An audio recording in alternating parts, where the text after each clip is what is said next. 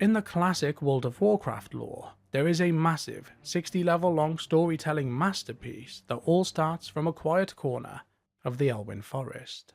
If you choose to play a human character in classic WoW, your journey starts just outside the gates of Stormwind. It's here you quickly realise the human kingdom is in serious trouble. It's struggling financially in the aftermath of the wars with the orcs, and now with the Alliance army spread too thin fighting the Horde, the borders of the kingdom have been left unprotected. Your job as the newest member of the Alliance is to help the guards defend the kingdom from threats that are a bit closer to home. And that's when one single guard offers you a quest to investigate a new group of thieves that have been hanging around the Northshire Valley. If you accept that quest, you unknowingly step into what is easily one of the best World of Warcraft storylines ever made. In this video, we're following that chain from the very beginning, because those petty thieves in the human starting zone aren't random. They are the first piece of a massive, traitorous conspiracy that goes all the way up to the royal throne and ends with the biggest betrayal the Alliance has ever seen.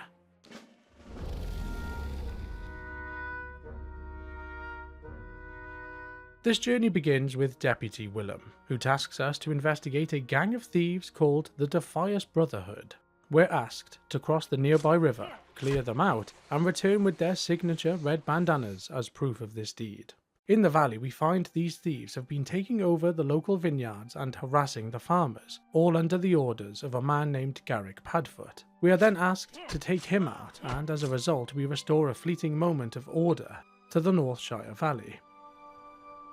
After that we are sent to the Lion's Pride Inn in Goldshire, the main town in the Elwynn Forest. When we arrive, we quickly find out that the Defias are not just a local problem in Northshire. As we travel across Elwynn, helping the locals deal with the feral beasts in the forest, we find Defias outposts scattered all across the entire zone. The first major clue to understanding who this gang really are drops from the body of a local gnoll. It's a letter titled The Gold Pickup Schedule. It tells us when gold is being collected from the mines in the Elwynn Forest. I find more stuff for you! The agent in charge of these gatherings, the Collector, will be known by the engraved ring he possesses, signed EVC. We take the note to our correspondent, Marshal Duggan in Goldshire, who then sends us back out into the forest to try and find more about this mysterious agent. We track the Collector down to the pumpkin patch, we take him out, and we retrieve a ring. We then return to Marshal Duggan, who's glad this operation has been stopped, but the ring we found confuses him. He identifies it as a membership ring for the old Stonemasons Guild in Stormwind. He doesn't understand why a bandit would have this ring, or why the Defias are stealing gold from the mines. To try and disrupt this gang even further, we are then asked to go back out into the forest and clear out the remaining Defias camps across the zone. Whilst doing that, we find a stolen deed of ownership on one of their bodies. It belongs to a Westfall farming couple, Theodore and Verna Furlbrow. It mentions that the Furlbrows were last seen trying to leave Westfall with a broken wagon. With this lead pointing to the outskirts of this forest, we pack up and head west. As we cross over into Westfall, we immediately find the Furlbrows and their broken down wagon. We hand the deed back over to Theodore, who is grateful for its return. He then informs us that Westfall isn't safe anymore and tells us to report to Brian Stoutmantle at Sentinel Hill. Stoutmantle is leading the People's Militia, a group of citizens trying to protect the farmlands of Westfall. We set off for Sentinel Hill and soon arrive in the small town. After asking around, we find this Stoutmantle. He explains that the Stormwind monarchy has abandoned the people of Westfall, leaving them to fend for themselves. His scouts report that members of the Defias Brotherhood are wreaking havoc across this area as well. He invites us to join the People's Militia and fight for their cause. Of course we accept, and Stoutmantle then tasks us with taking out over 85 members of the Defias Brotherhood, a mission that sends us to various mines and farms all across Westfall. Back at the base, we discuss the ongoing threat with Stoutmantle. He suggests we gather more information to find out who is leading this brotherhood. He then tasks us with travelling to the town of Lakeshire in the Red Ridge Mountains to find a rogue named Wiley. Before we leave, Stoutmantle hands us a letter to deliver. It is a response to a plea from Magistrate Solomon, the ruler of Lakeshire. The magistrate had sent a letter to Westfall begging for help against an invading force of Blackrock orcs. We travel east, back through the Elwynn Forest and then into the Red Ridge Mountains. We find Wiley in the Lakeshire Inn, and he quickly hands us a note to return back to Stoutmantle. It tells us the following. The Defias Brotherhood is larger than you think. Every mine from Westfall to Elwynn Forest is under their control. They have a vast underground network built, from Booty Bay right to Stormwind Keep. They are working on a weapon of mass destruction. After all, if there's one thing stonemasons know, it's how to build big. With this information, we head back to Westfall and deliver the note to Stoutmantle. He is particularly intrigued by the fact that Wiley called them the Stonemasons. Without enough information to assume anything yet, Stoutmantle sends us to find Matthias Shaw in Stormwind. As the head of the Stormwind Intelligence Service, SI-7, Shaw should be able to clarify what Wiley meant. At the SI-7 headquarters, we meet with Shaw and hand over the letter. In return, he gives us his own official report to take back to Stoutmantle. Knowing we have a long journey ahead, we stop at the Lion's Pride Inn to rest and read his report. Led by Edwin VanCleef, the stonemasons helped to rebuild the broken city of Stormwind that was razed by the orcs during the First War. However, the nobles of Stormwind ran up a huge debt by expanding the kingdom's military presence through Elwynn and into Stranglethorn. The massive debt damaged the kingdom's economy and stripped VanCleef and his stonemasons of their promised rewards. After spending years toiling to rebuild the glorious city, the stonemasons were left broke, forgotten by the city's corrupt officials. We later return to Westfall with this background lore, and Stoutmantle is rightfully alarmed. He tells us our next job is to confirm that VanCleef is indeed the one in charge. His scouts have spotted a Defias messenger travelling the roads between the derelict town of Moonbrook and the Jangalode mine. After searching the roads, we locate this messenger and take him out. On his body, we discover a mysterious note. Black nails. The sea awaits us. We need metal. Send your supplies directly to the barn this time. VanCleef. Upon our return to Sentinel Hill, we find that the militia have captured a member of the Brotherhood. Willing to betray his allies in exchange to keep his life, Please, I'm begging you. this traitor offers to reveal the location of the Defias Brotherhood's headquarters. We then group up with a few other adventurers to keep the traitor alive as we slowly escort him through the region. He then leads us directly to the town of Moonbrook, pointing to the old barn mentioned in VanCleef's letter. We report back to Stoutmantle, and it's here that the puzzle starts to come together. The bandits terrorising the kingdom are led by Edwin VanCleef, the former leader of the Stonemasons Guild. He is orchestrating this chaos as punishment for the Crown withholding their wages. Their hideout is in the dead mines beneath Moonbrook, where they are using stolen materials to construct a weapon of mass destruction aimed at the ultimate payback, the destruction of Stormwind City. Stoutmantle then asks us to form a 5-person team, head into the dead mines, and return with the news of VanCleef's death. Once inside, we face heavy Defias resistance protecting the hideout, and then finally we reach the Ironclad Cove, where the full scale of this plot is revealed to us. Inside this cavern is an armoured ship equipped with heavy cannons, the Juggernaut.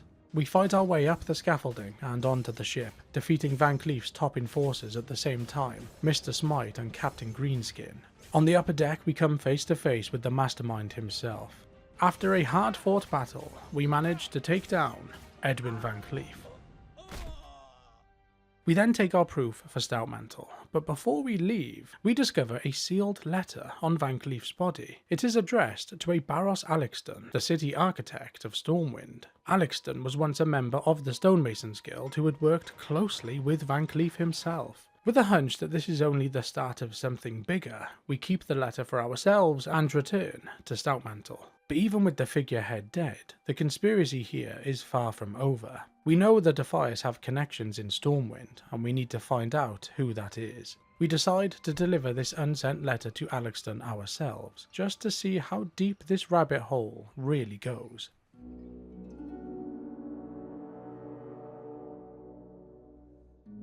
We arrive in the city and ask around for the whereabouts of Barros Alixton, eventually locating him in the Stormwind City Hall to deliver this sealed letter.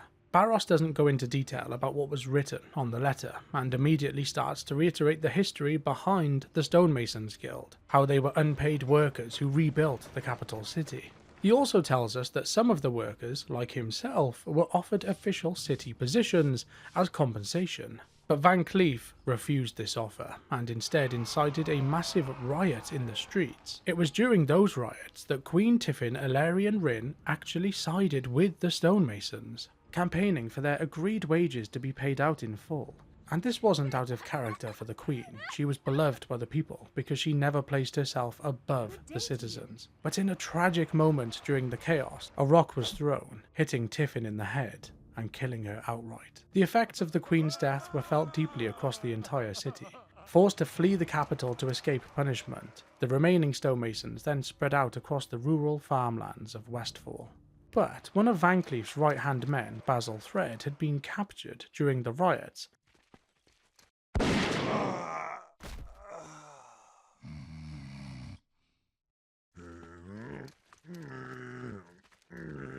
For his association with VanCleef and the rioters, he was convicted of treason and inciting violence. He was then imprisoned in the infamous Stormwind Stockades. Believing that Basil Thread might be our next lead in the quest to find out who the Defias were working with, Barros sends us to meet with Warden Thelwater at the entrance to the Stormwind Stockades to see if we can meet with Thread. We arrive to find the guards actively struggling with a prison break. The inmates have overthrown the guards and taken total control of the stockades, turning it into a lawless dungeon led by Basil Thread himself.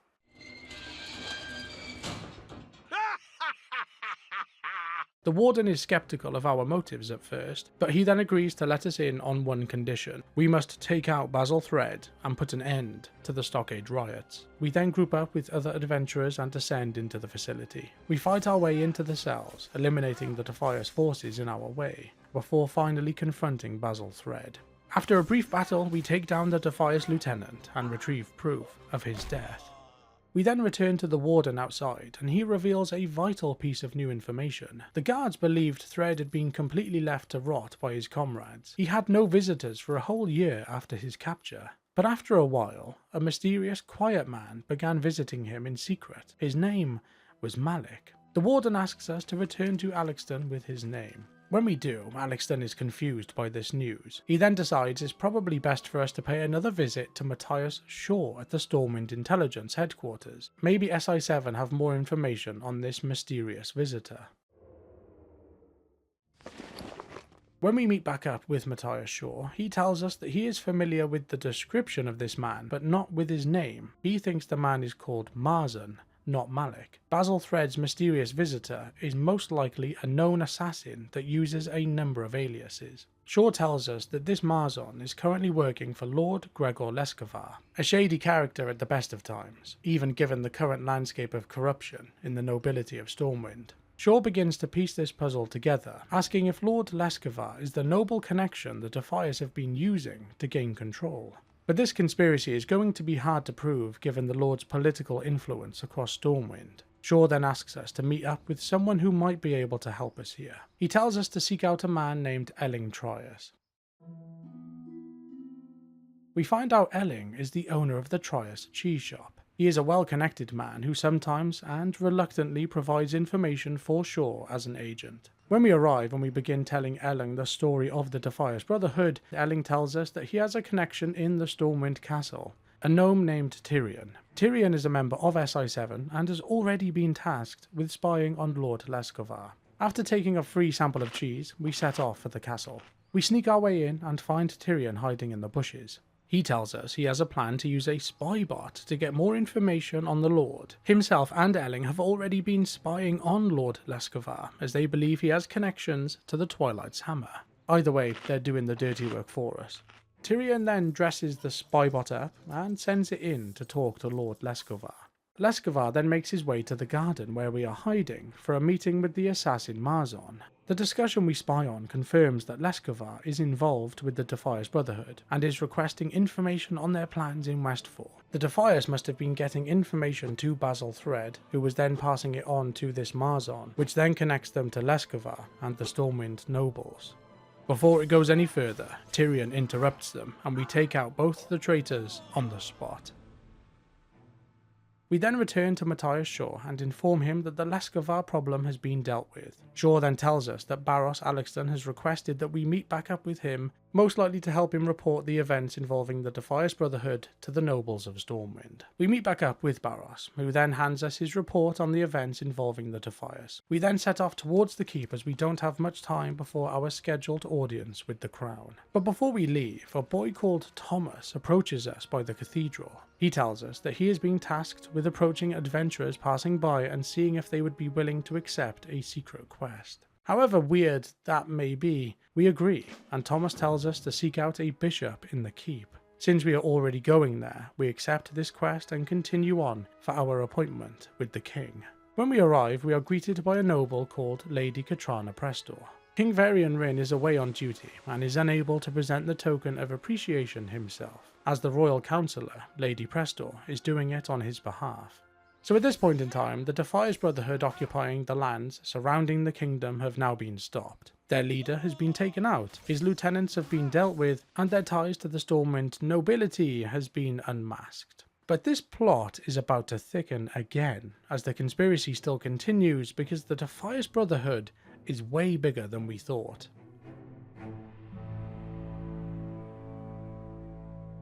After our audience with Lady Prestor, we take a quick walk around the keep to see if we can find the bishop that the boy Thomas mentioned to us earlier. We then find Bishop de Levy in the petitioner's chamber and approach him. He explains to us that a diplomat from the city was dispatched to Theramore on Kalimdor to meet with Jaina Proudmoore. But the problem is that they haven't arrived. What's important to us here is that the bishop is adamant that the Defias Brotherhood are somehow involved in this plot. He wants us to take a note to his old friend Jorgen. This letter is highly confusing and written in a way that only the bishop and Jorgen will be able to understand. We then find Jorgen fishing near the gates of Stormwind. He then hands us another sealed note and asks us to take it back to Elwynn Forest, the cheesemaker who helped us uncover the Lescovar conspiracy. He asks us to travel to Darkshire in Duskwood to deliver a sealed note to a watcher named Bacchus.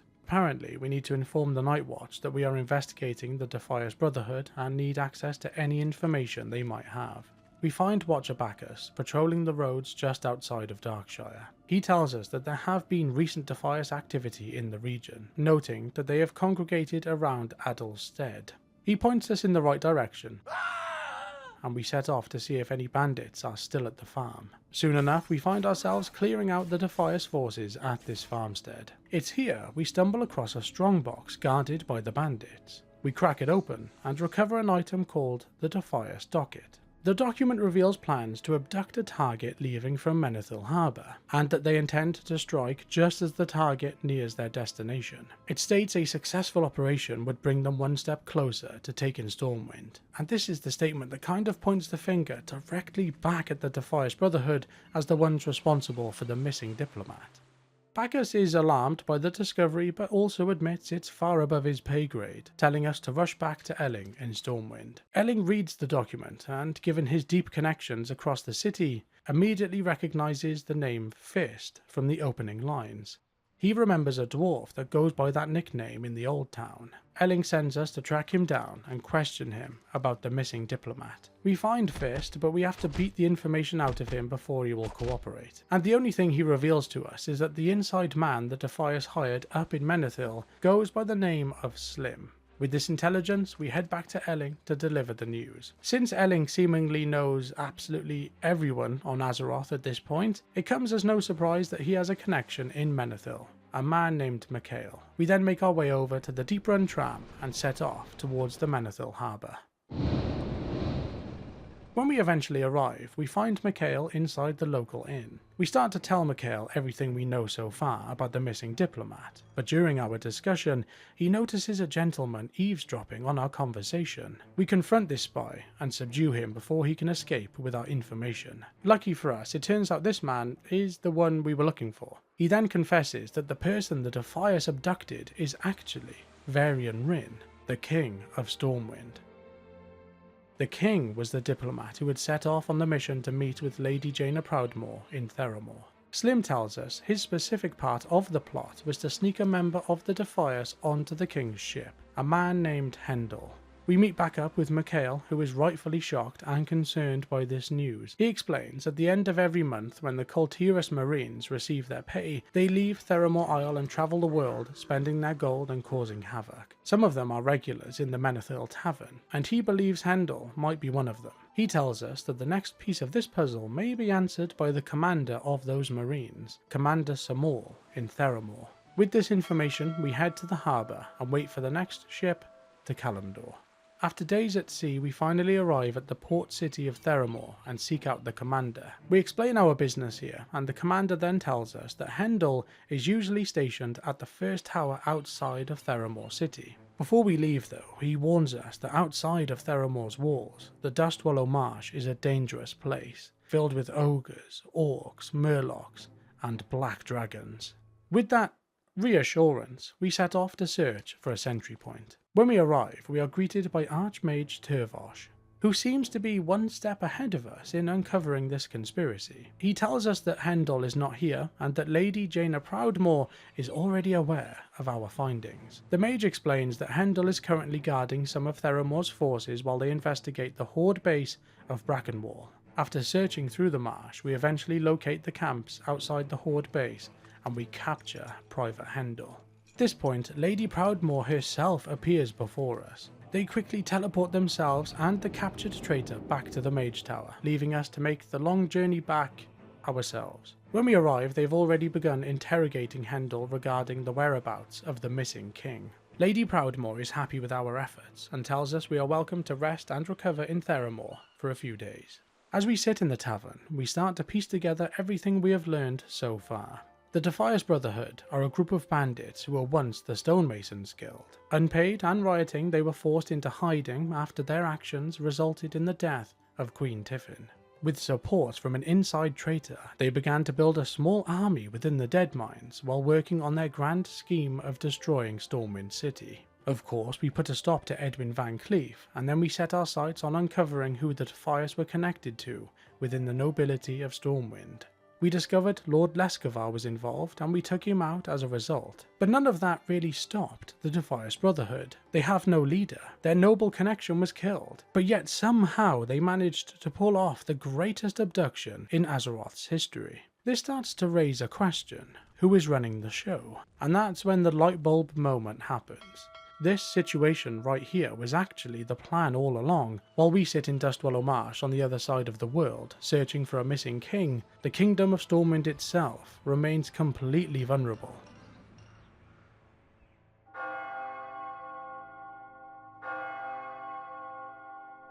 We then sail back to the Eastern Kingdoms to find Stormwind in a very strange state. Its borders are still being torn apart by the enemies of the kingdom. With the local threats in Westfall, Duskwood and Redridge already dealt with, the focus then turns to the neighbouring region of the Burning Steppes.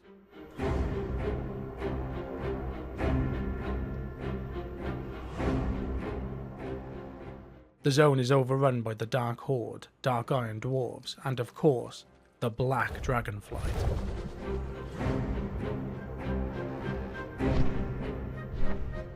For a little bit of context here, the Burning Steppes is home to Blackrock Mountain, one of the most important landmarks in the entire history of World of Warcraft. Inside it, two forces wage a war for control: the army of Dark Iron Dwarves attempting to summon the Fire Lord Ragnaros, versus the Black Dragon Nefarian and his army of dragons and renegade orc forces. Both of these forces inside the mountain are locked in a brutal war, fighting to see who will be the first to burst from the mountain and take over the world. The old god-influenced Black Dragon aspect, Deathwing, had been gravely injured during the battle for Grim Batol a few years prior, and as a result had disappeared into the depths of Azeroth. But his children, like the dragon Nefarian, remained on the surface and were hell-bent on continuing their father's mission to bring about the end of the world. To do so, they began bolstering the numbers of the Black Dragonflight and recruiting the Dark Horde inside the Blackrock Mountain. It was the perfect place to build an army. And it's for this very reason that we are called to the front lines in the Burning Steppes. We need to help defend the kingdom from the Black Dragonflight.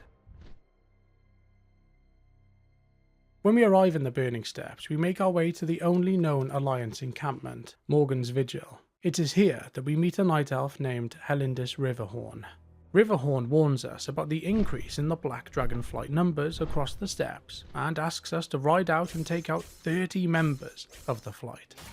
After we complete the task, we return to Helendus, and he tells us that the Black Dragonflight are the ones pulling the strings in the Blackrock Mountain and commanding the Dark Horde. Helendus then asks us to deliver a message to Magistrate Solomon in Lakeshire. As they've already been dealing with threats from the Black Flight and an invasion of Blackrock orcs, hopefully they can help out. Our stop in Lakeshire doesn't last long. The Magistrate hands us another letter and asks us to ride back to Stormwind to deliver it to High Lord Bolvar Fordragon. At this moment in time, Bolvar is acting as Regent Lord of Stormwind City and Chief Advisor to the now Child King Elwynn Wrynn.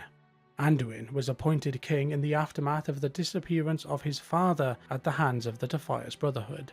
The decision to quickly appoint Elwynn to king was an urgent request by the royal councillor, Lady Katrana Prestor, seemingly to preserve the monarchy of the city while Varian was missing. Solomon is concerned that if the Burning Steppes has been taken, Lakeshire will soon fall, then followed by Darkshire, Goldshire, and then finally the capital itself. We rush back to Stormwind and head to the keep to meet with Bolvar, but he is reluctant to mobilise any forces just based off a letter and a hunch from the magistrate of Lakeshire. He tells us he's going to need more proof of a plot to overthrow the kingdom and asks us to discuss this situation with Lady Katrana Prestor. When we do, she is extremely cold and shuts down the notion immediately. You're getting on my nerves. Despite some of the initial reservations, Bolvar on the other hand does seem slightly more concerned by the news of dragons and orcs spreading across the kingdom. We must return to the Burning Steppes and report directly to Marshal Maxwell. We travel back to the steppes and meet with the Marshal. It is here that he tells us that before we arrived, the Alliance forces in the Burning Steppes had lost their commanding officer, Marshal Windsor. Apparently Windsor has all the information on the orcs and the dragons in the region, and we need to see if we can find him or retrieve his documents. We are then sent to find an individual named Ragged John, who should have more information on the missing Marshal. John tells us that the last time he saw the Marshal was when they were on operation inside the Blackrock Mountain. He explains that the Marshal had been caught up in a battle between the Dark Horde orcs and the Dark Iron dwarves, and as a result of that he is probably being captured by the Dark Iron. If this is true, it means he is somewhere inside the Shadowforge city, the Dark Iron stronghold in Blackrock Depths. We return to Marshal Maxwell at Morgan's Vigil, where he informs us that we are going to have to go in to try and find Marshal Windsor. After descending into the mountain, we eventually find the entrance to the Blackrock Depths. We step into the dungeon and start heading towards where we think Windsor will be, the detention block wing. We clear out some of the Dark Iron forces and finally locate Marshal Windsor.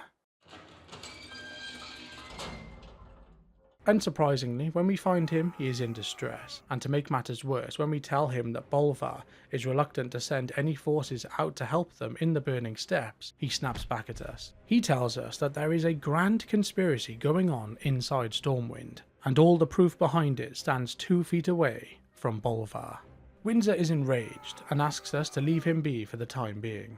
Captivity within the mountain has caused him to lose his mind. Not enough energy. I don't think anyone is going to believe us when we say a mad prisoner from inside the Blackrock Depths told us that there is a conspiracy going on inside the kingdom. But at least to bring peace back to the Burning Steppes, we are still going to need his research work.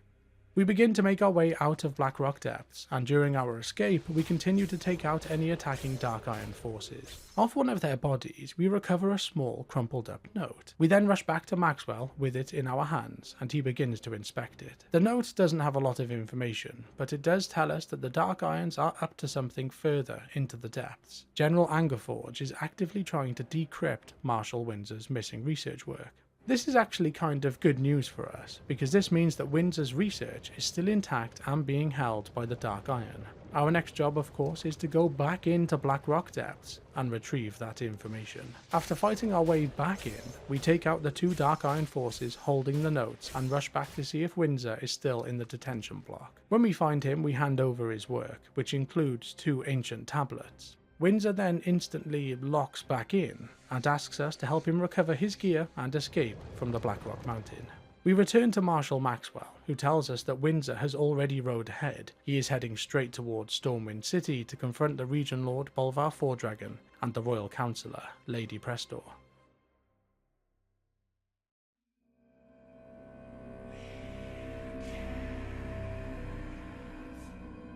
We rush back and make our way to the gates of Stormwind, where we are met by the Marshal's squire. The squire sets off a flare, signalling to Marshal Windsor that everyone is ready to confront the royals.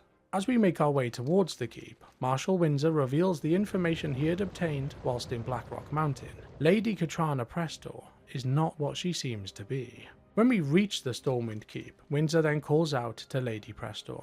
She immediately cries treason and sentences Windsor to death on the spot. But as he steps forward and reveals the ancient tablets, Lady Prestor finally drops the masquerade, revealing herself as Onyxia, twin sister to Nefarian and the daughter of Deathwing. Bolvar orders the guards to capture the dragon, but in that moment the guards themselves reveal to be hidden dragon spawn as well. Onyxia lashes out at us, striking down Marshal Windsor before teleporting away to escape. In the chaos, High Lord Bolvar Fordragon's medallion that he was wearing around his neck was shattered into pieces when Onyxia revealed her true form. As Windsor lays dying on the floor, he points towards the broken necklace and whispers his final words. Bolvar, the medallion. Use. Bolvar suddenly realizes that the medallion that Lady Katrana had gifted to him some time ago, the one he had been wearing this entire time, is exactly what she was using to control him. The medallion meant she had complete mental control over the Regent Lord of Stormwind City. But to spice this up a bit here, the link between the medallion and the dragon isn't just a one-way street, and Bolvar believes the shattered pieces can now be used against Onyxia.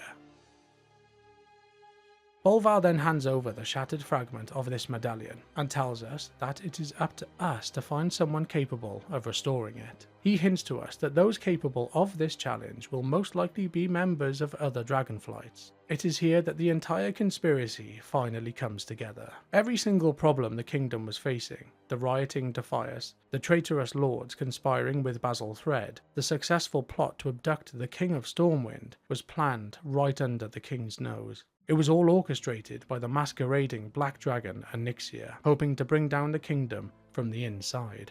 By smothering plans to send military reinforcements to the outskirts of the kingdom, like in the Burning Steppes, she ensured that her brother, Nefarian, would have plenty of opportunity to build an army inside the Blackrock Mountain. With the fragment in hand and the information from Bolvar, we then leave the keep behind and set off back out into the world. Eventually, we find ourselves back in the Burning Steppes as our focus returns to taking the rest of the Blackrock Mountain. With Onyxia now revealed and having fled to her lair, the next phase of the plan is to attack the Blackrock orcs in the upper spires of the mountain. We team back up with a group of adventurers and head into the upper Blackrock spire to find out what's going on inside. Not long into the facility, we discover two orcs hurting a small blue whelp named Orby. Nefarian had ordered the capture of the other dragonflights so they could be used for horrific experimentation. We take out the two orcs and then speak to the injured whelp.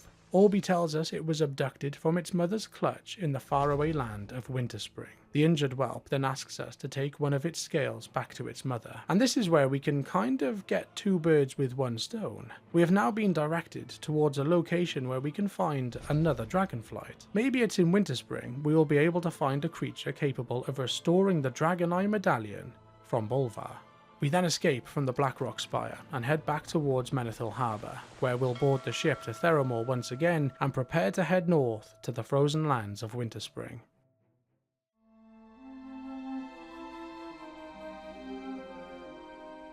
After days of travel, we arrive in Everlock and ask around for information on an individual named Haller.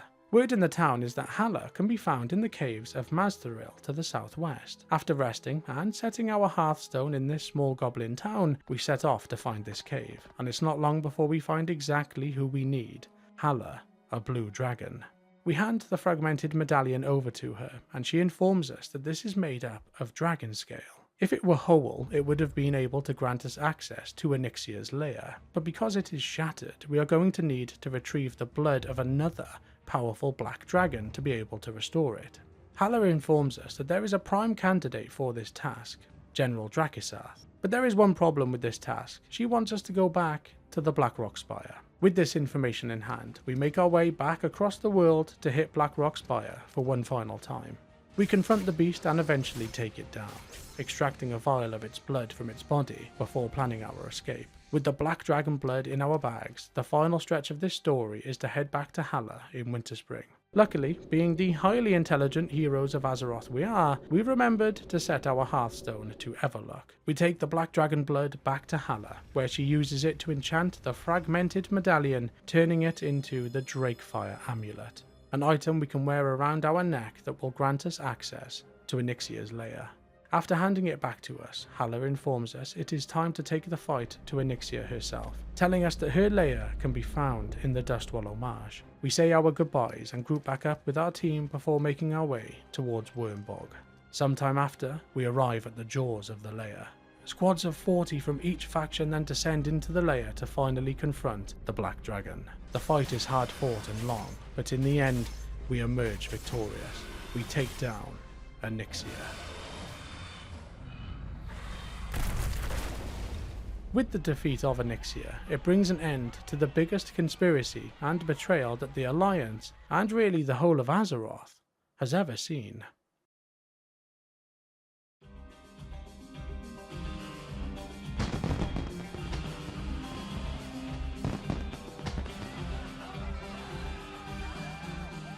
The conspiracy in the story behind the Defias Brotherhood, the Missing Diplomat, and then the Great Masquerade chain of events and quests is quite possibly one of the best and most well-written narratives in all of World of Warcraft. What starts out in the Elwynn Forest in the human starting zone as a simple task dealing with petty criminals ultimately pulls you into a royal conspiracy masterminded by the daughter of Deathwing.